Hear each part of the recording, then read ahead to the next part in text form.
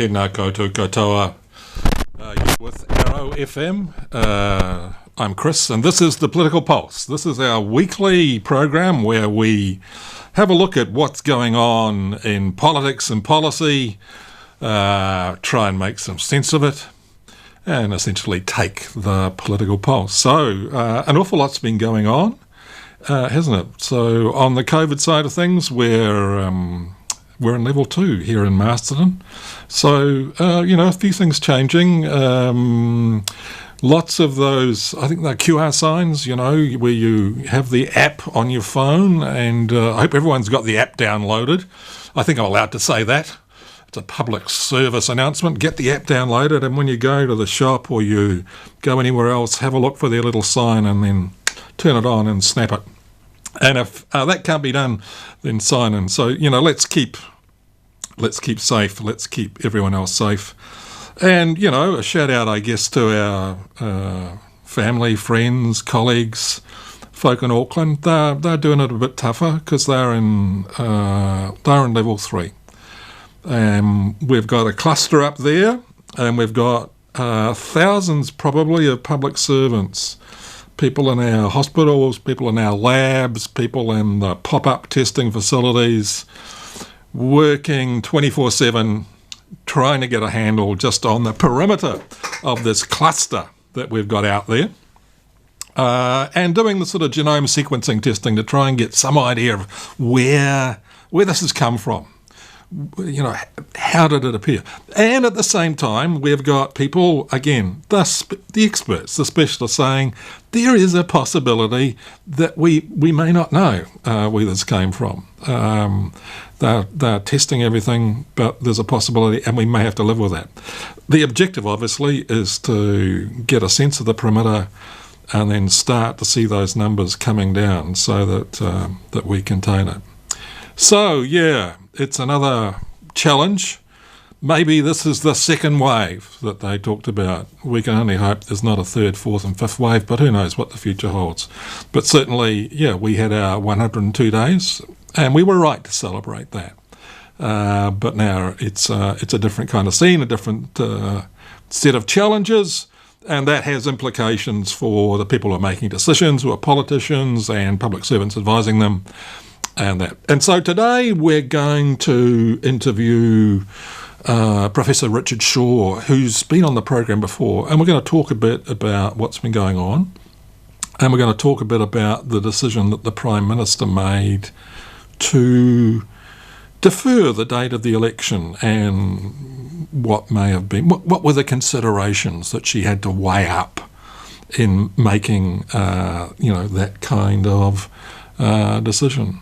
I guess the other thing that's been going on, I've made it very, very clear that this is not a vehicle, this program, for me to promote my views, far from it.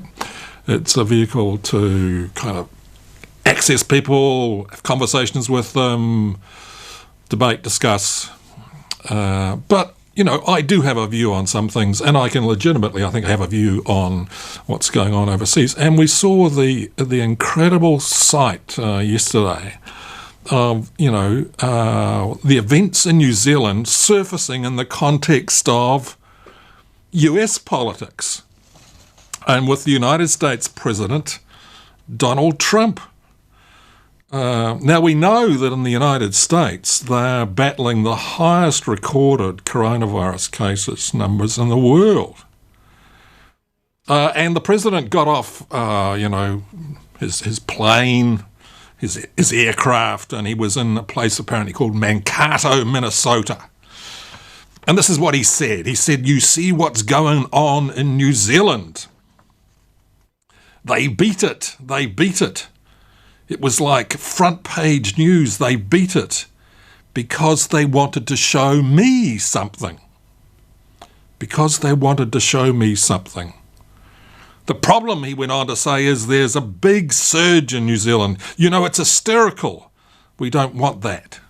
And he goes on and says, "This is an invisible enemy that should never have been let to come to this country, to Europe, to the rest of the world by China.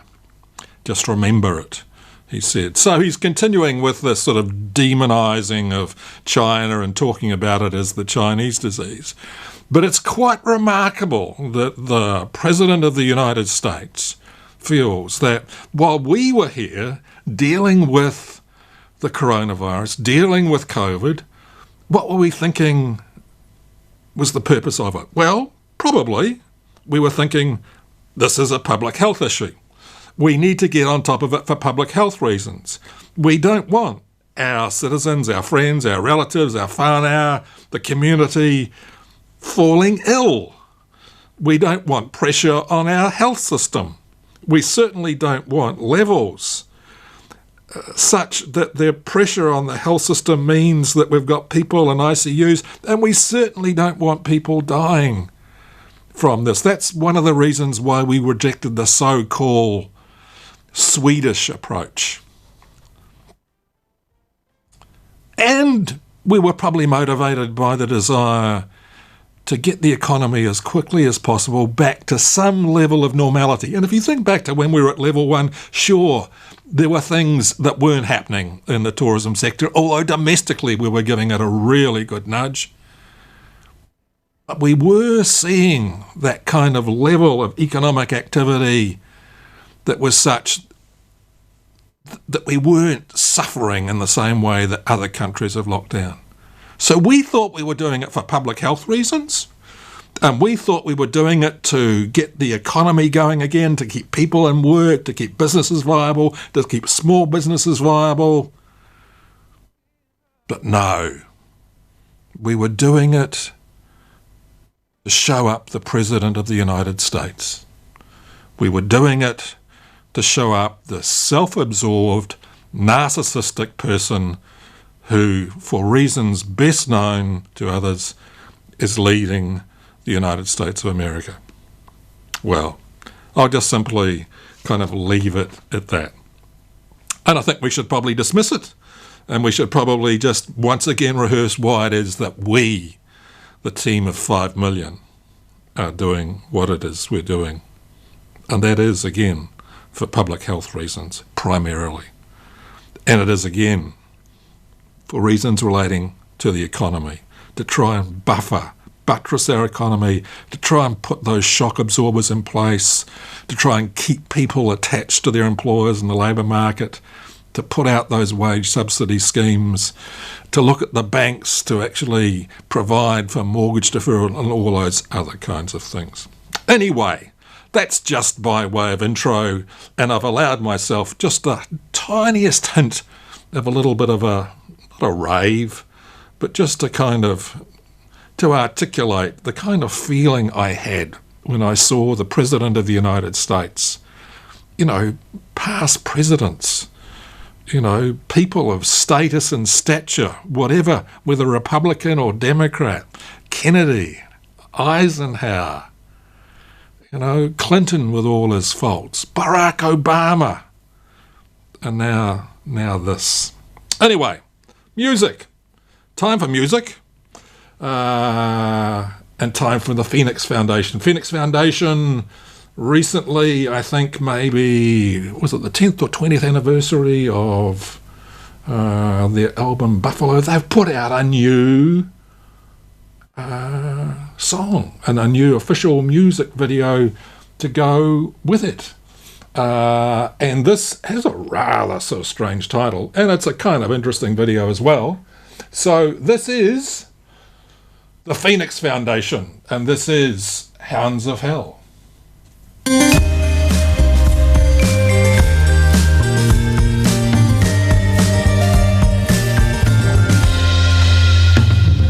God bless the moment when the morning hits your eyes.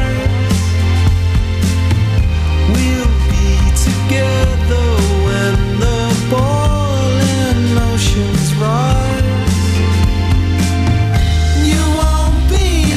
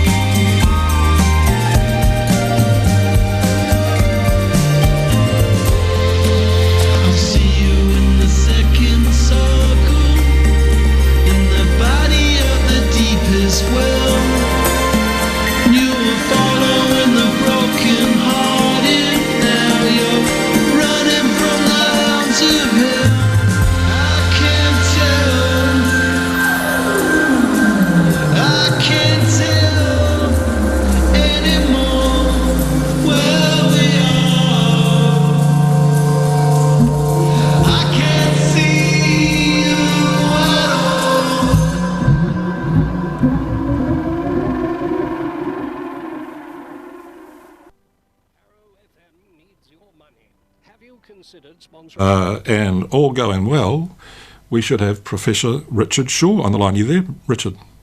I am, Christopher. How are you? I am very, very well, and all the better for hearing your dulcet tones coming through from Massey University in Palmerston North.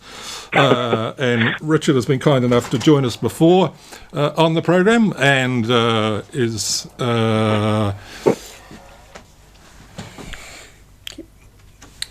just sorry, Richard, just doing some technical.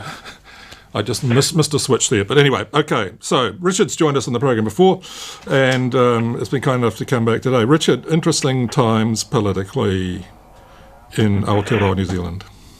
Fascinating times. Interesting in the classical Chinese sense as well, perhaps. Not for me to say, maybe. Oh, well. Yes, we have a kind of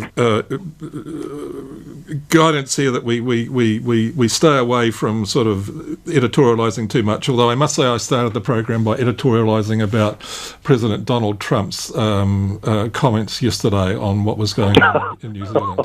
And I did say to the listeners that, you know, all that time when we thought we were actually doing what we did for public health reasons and to keep the economy going, and actually, yes, really, quite.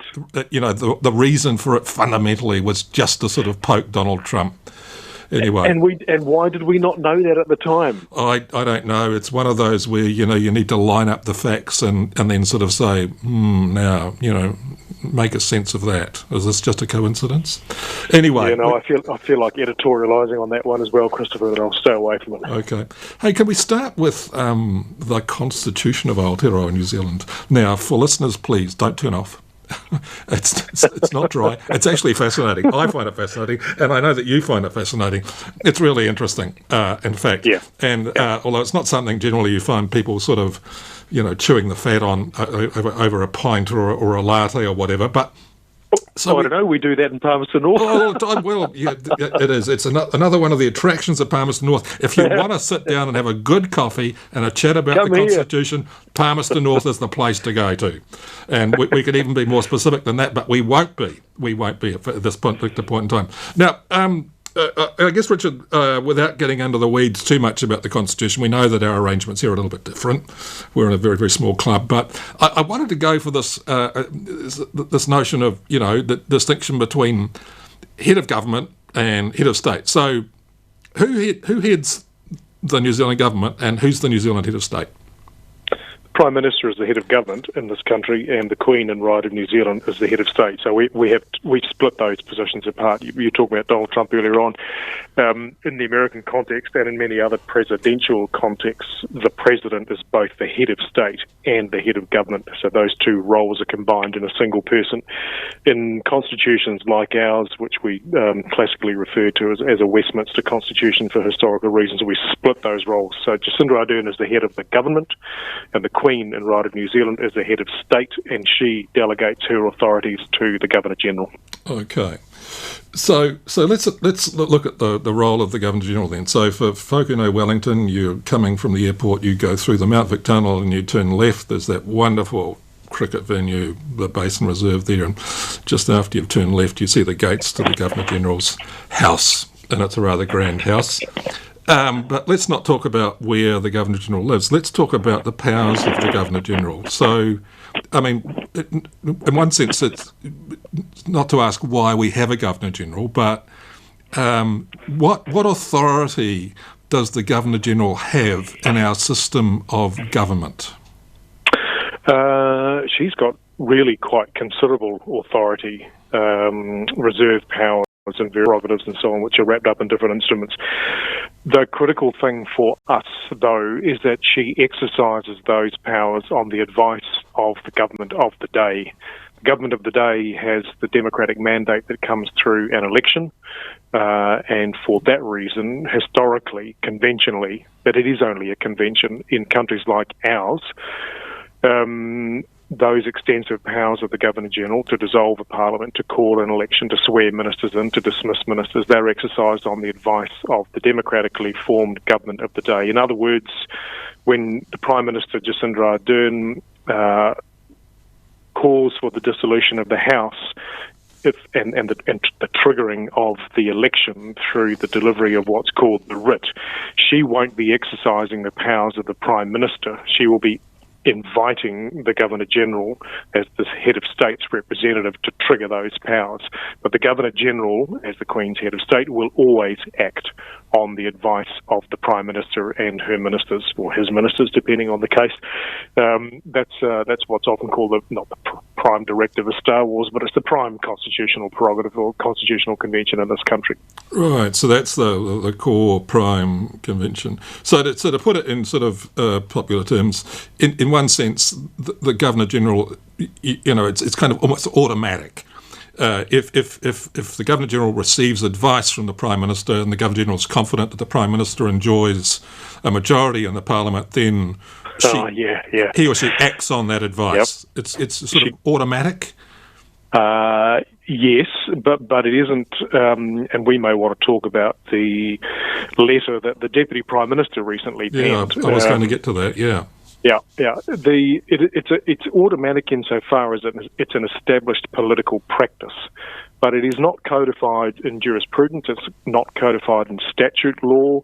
We don't have any overarching formal capital C constitution which is interpreted by the judicial branch in the manner of Australia, in the manner of France, in the manner of the United States, in the manner of most parts of the world, in fact. So it is automatic insofar as it's deeply ingrained in the political practices and rituals of this place. But there is always the question about the extent to which those very considerable powers might be exercised against or absent or minus or without the advice of the Prime Minister. Okay.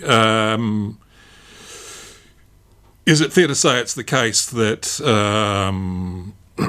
I don't know, and I've been able to track down, possibly with one exception in the history of Aotearoa New Zealand, the Governor-General has always acted on that advice. And in recent times, there's never ever been a situation where the Governor-General, to our knowledge, has said, okay, I've received your advice, but...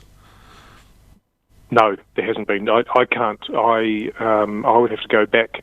You've come across it. You might want to remind us what it was actually, but I certainly can't think of anything in the 20th century, possibly in the early 20th century. There might have been a confidence motion. I'm really not sure, but there is certainly nothing within contemporary political history where the Governor-General has chosen not to act on the advice of the Prime Minister. Yeah, I think possibly that one that I can recall and someone telling me about may have even been an Executive Council situation where the Governor-General asked for, further advice or something like that. But essentially your point is that the Governor-General is going to act on the advice. And you've mentioned so we had a situation where the election date was set, 19th of September, hoardings were up, advertising, other interest groups starting to crank up, and then we get COVID and what's being referred to possibly as, and I hope it is only a second wave, and we stop at a second wave, the Auckland situation. And parties in the Parliament start to make their views known. National Party, I think, indicated they would prefer it if the election was deferred until next year. ACT indicated a preference, certainly for a deferment, maybe to November, I can't recall. And then we get one of the government parties, New Zealand First, and as you've indicated, and there are two documents here. I was surprised this morning preparing for our chat that there's a letter that the Right Honourable Winston Peters sends to the Prime Minister expressing the strong view that it's neither fair nor desirable to hold the election on September 19. And then there's a press statement that goes out with that. And in the press statement, Winston Peters makes it clear, and I quote, "We are releasing our letter of August 14th for the sake of transparency and because we believe the Governor-General of New Zealand needs to know that the majority in the House of Representatives favours an election delay." Can you kind of make sense of why it is that in that press statement Winston Peters inserted that particular sentence? Not really, but let's have a crack at it. Yeah. It's difficult. It's difficult to see that as anything other than either a veiled threat, and a very thinly veiled threat, or an attempt to pile more pressure on the Prime Minister in an attempt to compel her to delay the election. Prime Minister made really short work of that particular question in the press conference in which she announced a delay to the election, indicated that she would probably have reached that position in any event, and that the implied threat on the part of the Deputy Prime Minister played no part in her calculations. But I struggle to see any other reason why the Deputy Prime Minister, the Right Honourable Mr Peters, would have inserted those words, those particular words, in that press statement. There is simply no other reason that comes to mind for me to invoke the person of the Governor General were he not issuing sotto voce, and not particularly sotto voce, a threat. It's not at all clear to me that the Governor General, in fact, it is clear to me that there's no precedence for this that I'm aware. The Constitutional Convention is that the Governor General acts on the advice of the Leader of the Government. The Deputy Prime Minister is not the Leader of the Government. Prime Minister is the Leader of the Government.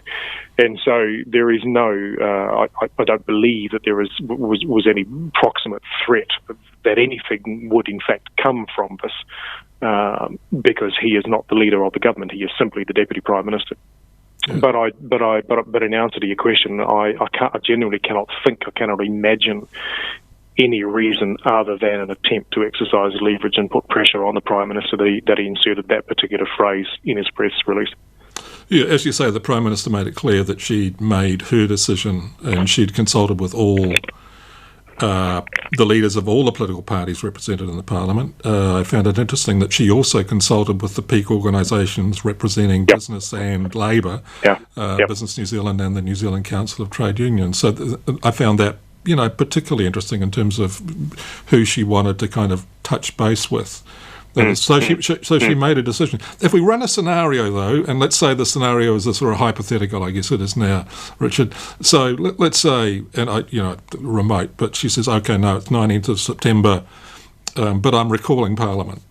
Okay, so she recalls Parliament, and there's a vote of no confidence. So if there's a veiled threat there, let's say, and it's made manifest in the Parliament by New Zealand First going with National Act and saying, right, you no longer enjoy the confidence of the House of Representatives, Prime Minister. Bang. Yeah. Do we have any sense at all of, does that mean we automatically default to a snap election anyway, which is what the Prime Minister hinted at, I think. Well, not hinted at, she was actually quite specific about it. Or are we then in the zone maybe of the Governor General, and I know, and you could probably confirm this, that successive Governor Generals have indicated a marked reluctance to get involved in the political side of things. They don't want to go near it.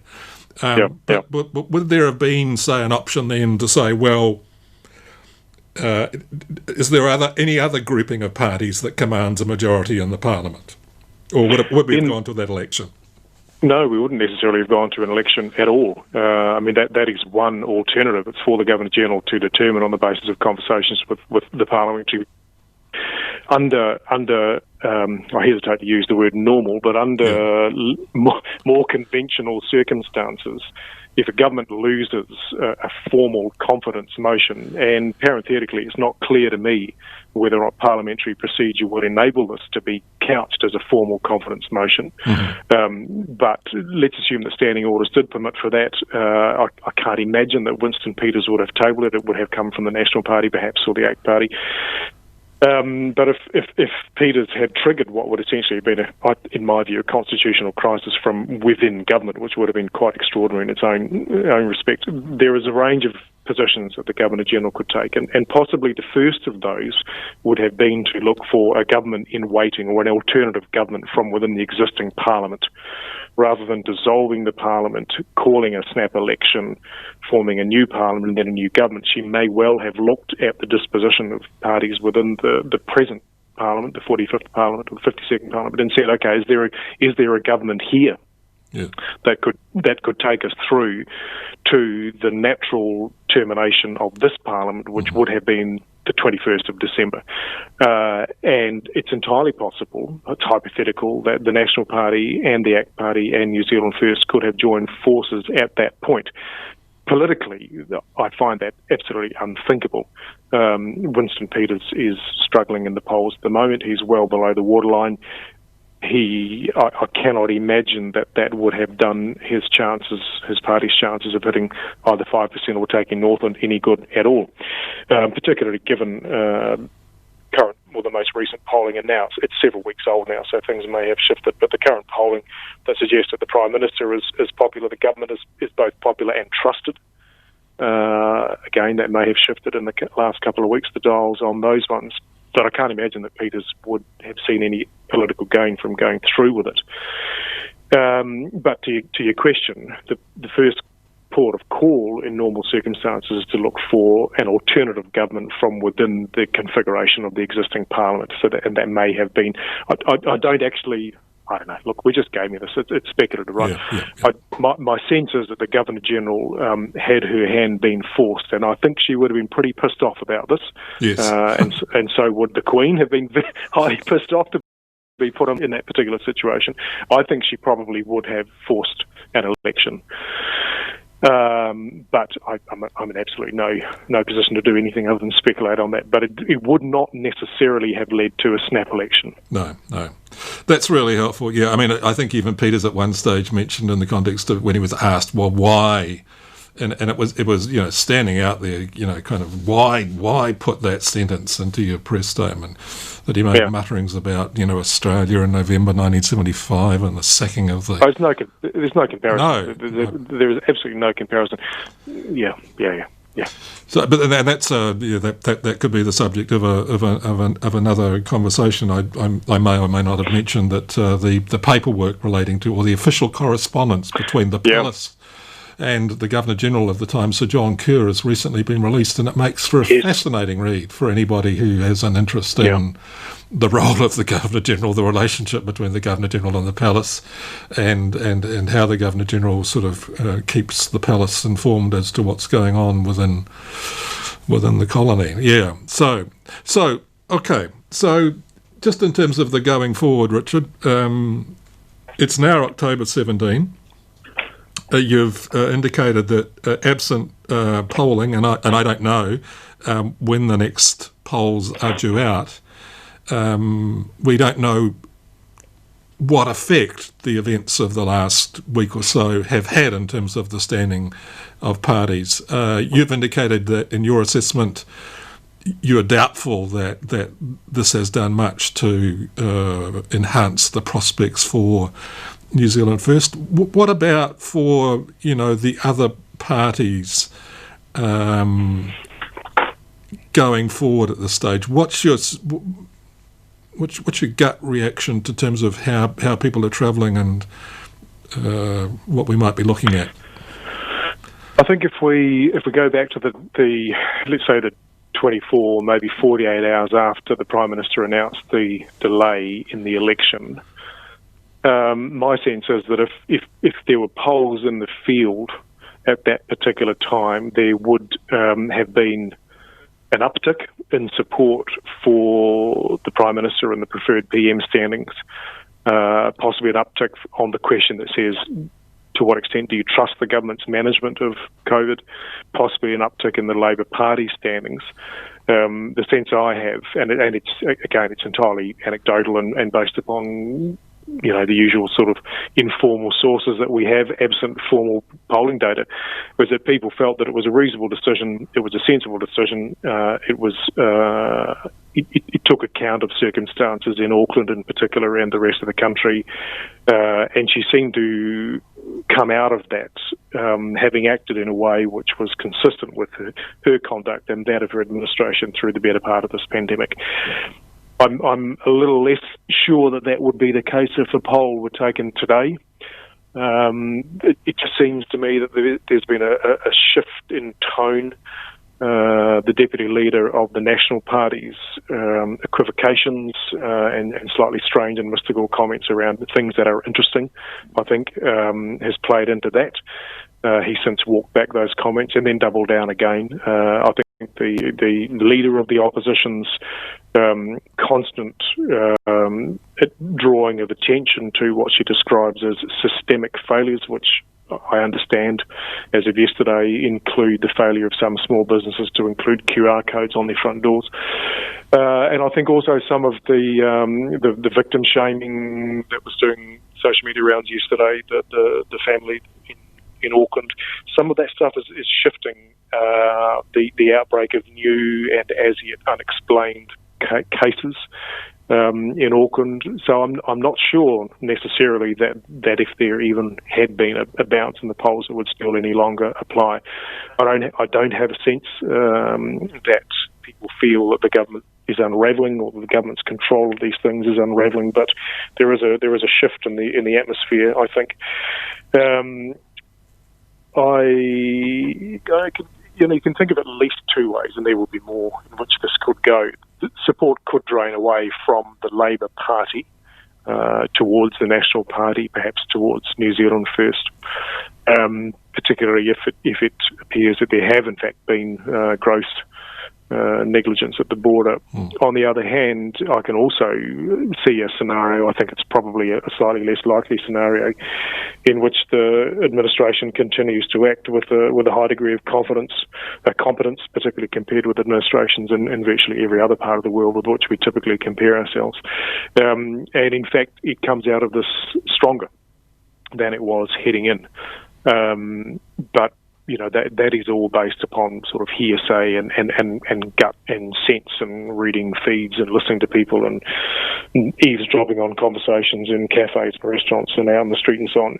So I really don't know, and I don't know when the next polling data is due, and I don't know whether or not the polling companies have adjusted their schedules given the delay in the announcement of the election either.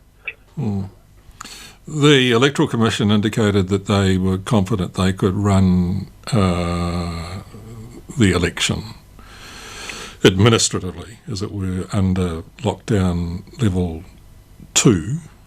Do you have any sense that there would be major impediments to the conduct of an election?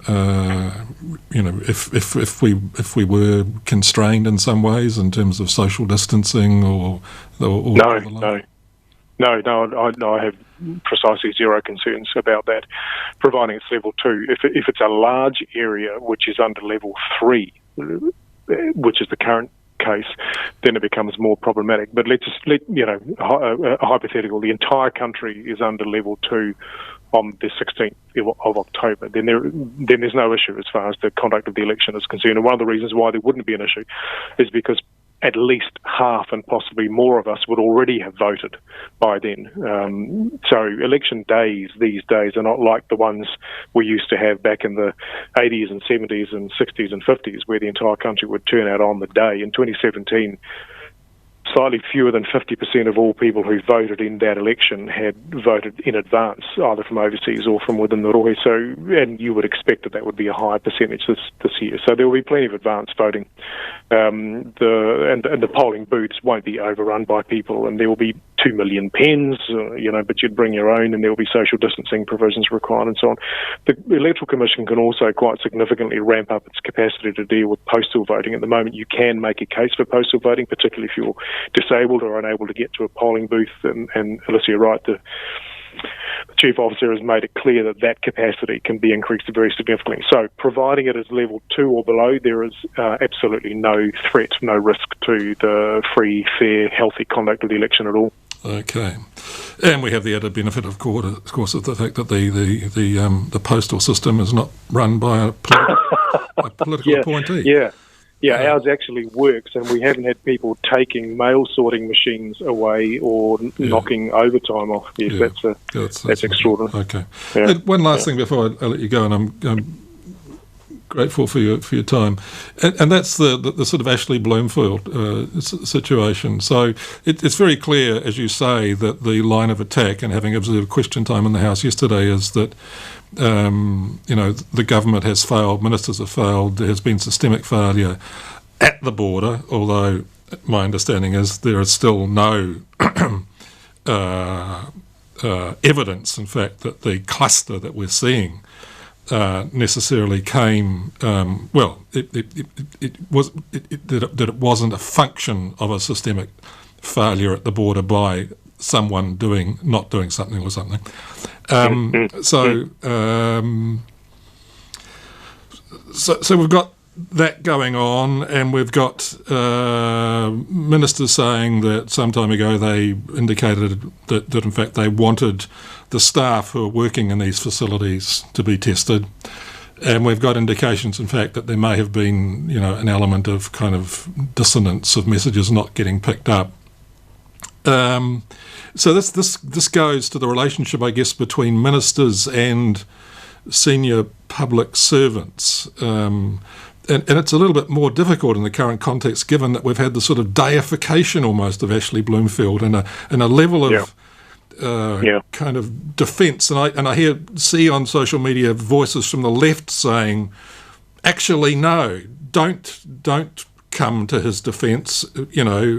If he didn't actually respond in a timely way to a cabinet directive, he shouldn't be defended for that. If anything, he's culpable and liable for not actually giving effect to a cabinet decision.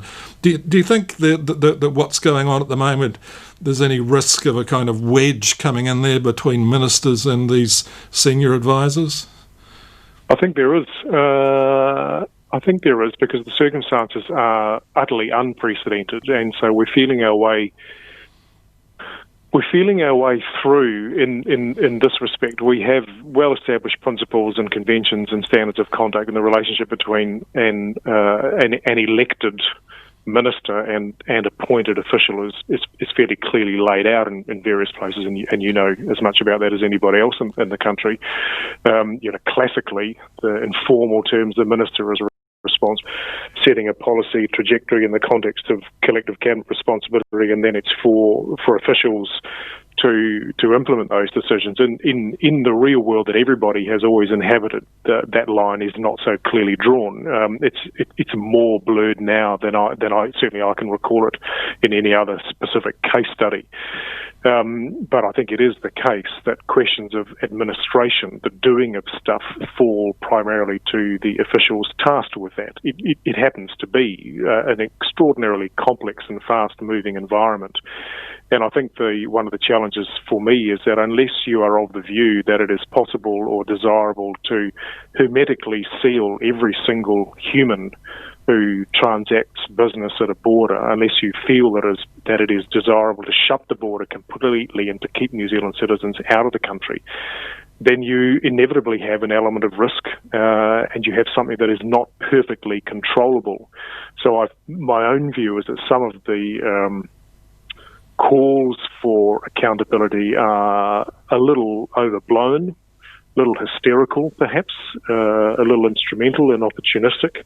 That said, it is important that we are held to account. There's a whole separate debate about the nature of accountability, political or bureaucratic, and the level at which and the appropriateness of particular sanctions.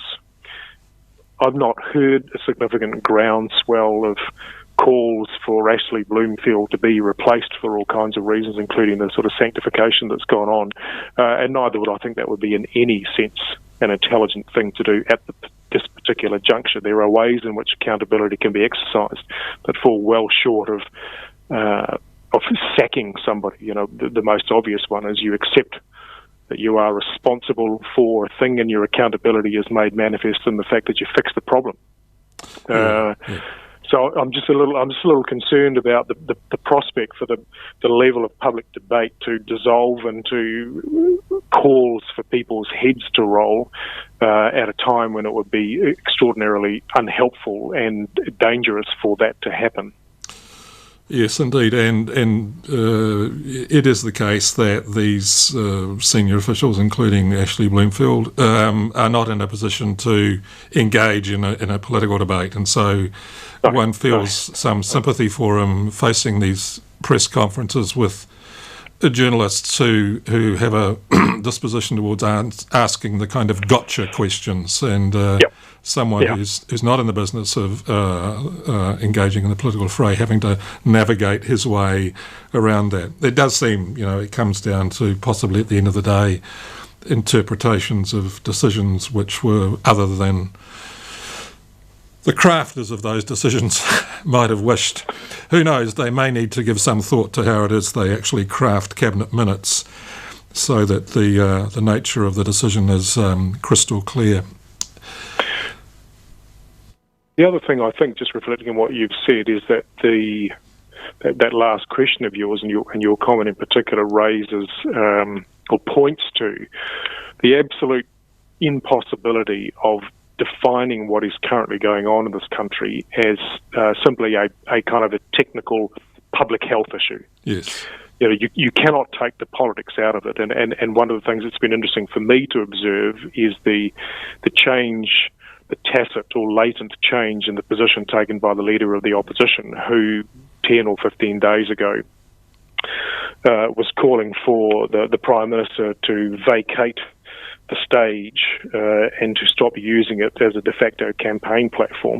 And what is currently occurring, which is Ashley Bloomfield having charges levelled at him which he's not politically, constitutionally, administratively able to respond to. And I think what's going on just demonstrates the absolutely kind of the intrinsic interweaving of a political and an administrative or technical response. These two things cannot be teased apart. There are political choices about values and scarcity and what we do and how we report these things back to the people on whose behalf we do them and so on, which are very, very profoundly political questions. They have to do with the collective well-being of this nation, and they are not amenable to a rational technical solution, much less a rational technical communication. So you really need to have both of those things in there.